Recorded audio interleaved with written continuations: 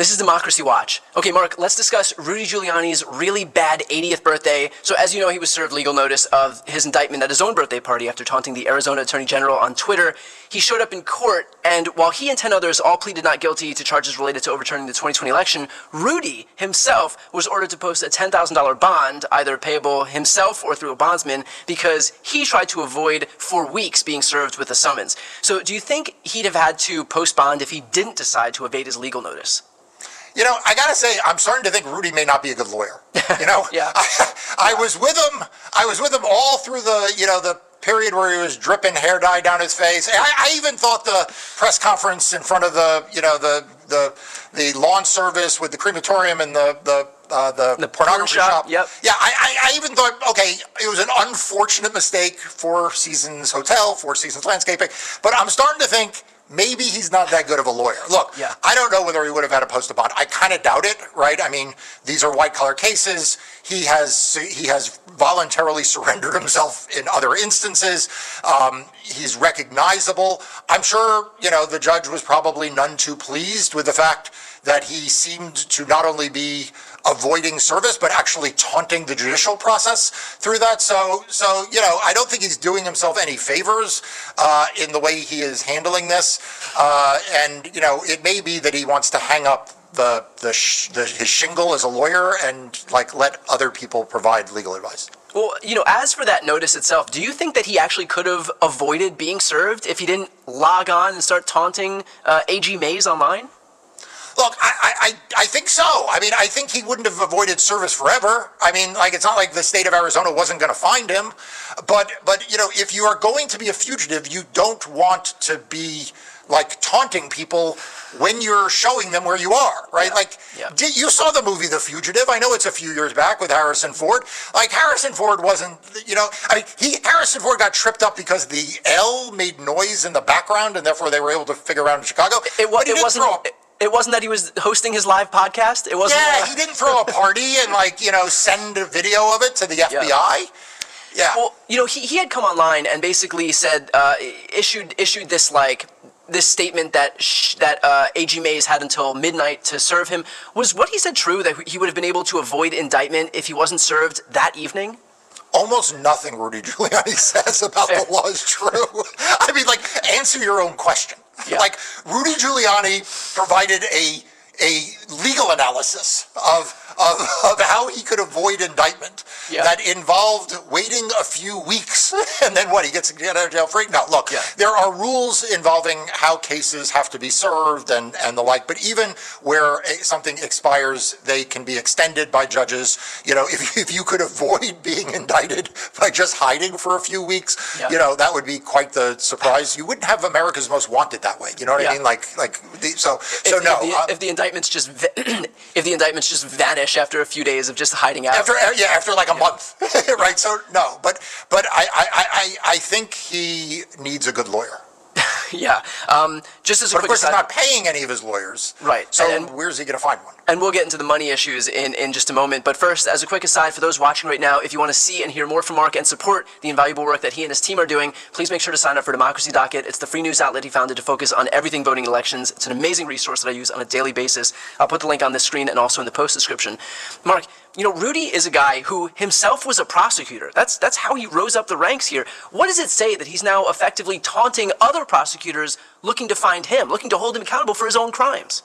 Yeah, so I think a couple of things. First of all, it probably is further evidence he's lost his marbles, but it also shows that he's been infected by Trumpism through and through. And I know for many people out there, in all seriousness, you're thinking, well, yeah, no kidding, he's been infected by Trumpism. He was Donald Trump's lawyer and participated in election denialism, continues to be an election denier, engaged in absolutely despicable behavior towards election workers. But before that, remember, was involved in that nonsense effort to get Joe Biden involving despicable characters and the like. So yeah, he's probably lost his marble, but and been infected by Trumpism. But one of the things that I think has been overlooked in the Trump trial that is true here for Rudy Giuliani is when you thumb your nose at the judicial system, eventually, if you get convicted, it is the prosecutors who are going to be making recommendations on sentences.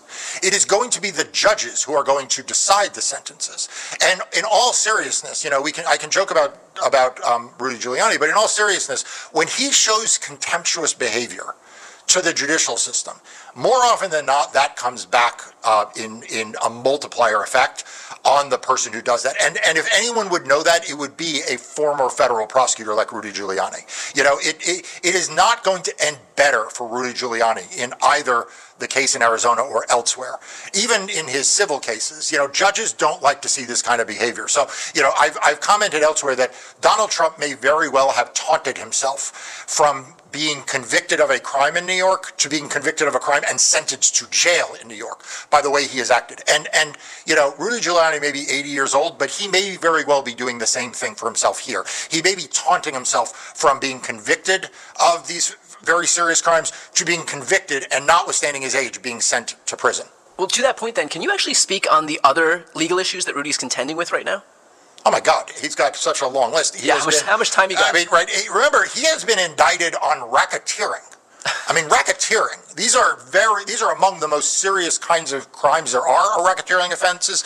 He's been indicted on racketeering and other felonies in Fulton County, Georgia, and that case is still going forward. Whatever else may be happening in that case that are sideshows, that are delay tactics, that case is going forward, and that judge is a no-nonsense judge. Sometimes he's no-nonsense in a way that makes people on one side or the other happy, but that judge, I don't think, is at all entertained by some of the theatrics we have seen.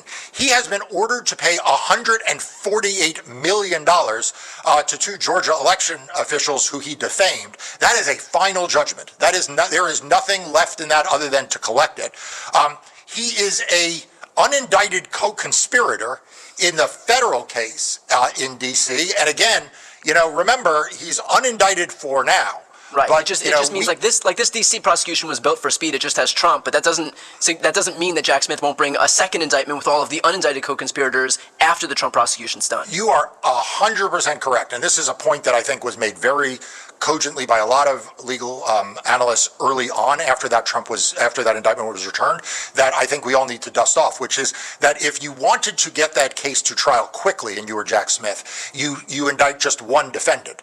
At this point, if it's not going to move quickly, they can supersede that indictment and add additional charges and additional defendants any day they want. And there is no guarantee that they are not going to do that, where the timing, is no longer relevant or most likely not relevant for the election. And then, of course, there is the Dominion voting case.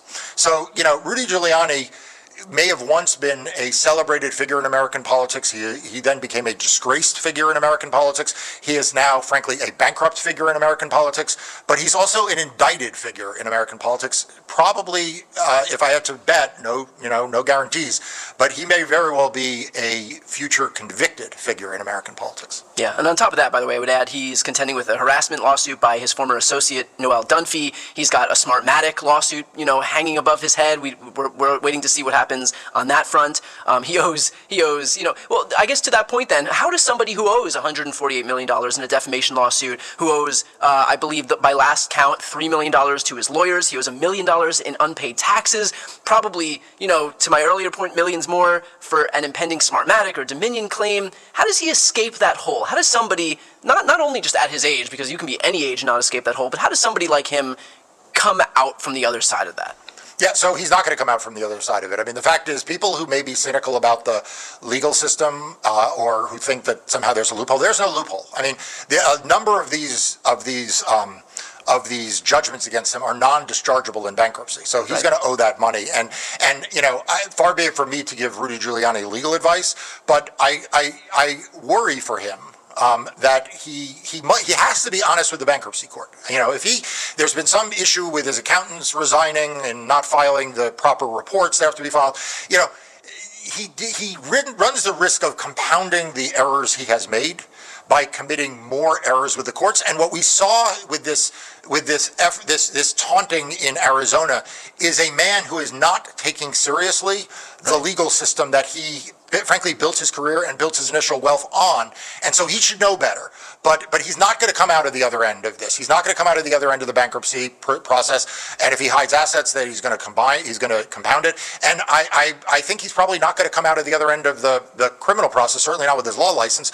And I think we'll see. He's presumed innocent, but it is very possible he winds up not leaving this with his liberty. Now, let's finish off with this. I want to step back a bit. Could you talk about the broader fake election case in Arizona? How's that case proceeding? Who else has been indicted? And how do you think it'll play out in the months to come? So it's very interesting. Some of these fake electors cases have proceeded very narrowly, like in Michigan, in Washington D.C., where Jack Smith did not indict anyone other than Donald Trump, at least for now. And then in other states like Arizona and in Georgia more broadly, where it has encompassed a broader set of characters. And certainly the Arizona fake electors scheme case is among the broadest, right? If you look at who got included, we saw some of the repeat players in being indicted, but we also saw some new figures in being indicted. And they include not just the fake electors, but also political operatives and the lawyers who helped facilitate this fake elector scheme. And from everything I see from the outside, and I am on the outside, it looks like the Attorney General's case is very, very strong in Arizona. And it also looks like, unlike in Georgia, where maybe because it was such a serious racketeering case, they were looking to flip low-level people with relative bargains, with relatively favorable plea deals. I'm not so sure that Arizona case, that there's going to be the easy-going plea deals that were offered elsewhere. I think that whether it's Rudy Giuliani or some of the lawyers involved, or certainly the fake electors, there may be bigger legal consequences and penalties to be paid as that case moves forward. And just one more quick question on Arizona. If, for example, the Attorney General loses her election, what happens to the ongoing prosecution? Look, first of all, let's be clear. The Attorney General was only first elected in 2022. So there's plenty of time for these prosecutions to take place, and I suspect they'll be concluded before we wind up with her re-election in 2026. But once a case is indicted, the case moves forward regardless of who the Attorney General is.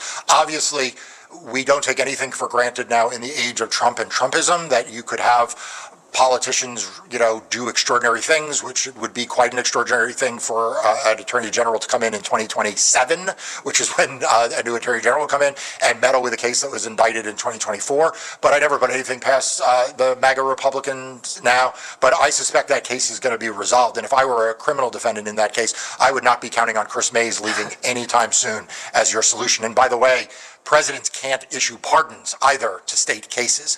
We talked a lot about that with the New York case that Donald Trump faces. We've talked about that a lot in terms of the Georgia racketeering case, but that is also true in the Arizona case. That case is going to go forward, and I think those criminal defendants need to be prepared for whatever resolution for them to live with. Well, we'll leave it there. Again, for those watching right now, if you want to support the invaluable work that Mark and his team are doing, please sign up for Democracy Docket. I'll put the link on this screen and also in the post description of this video. I'm Brian Tyler Cohen. I'm Mark Elias. This is Democracy Watch.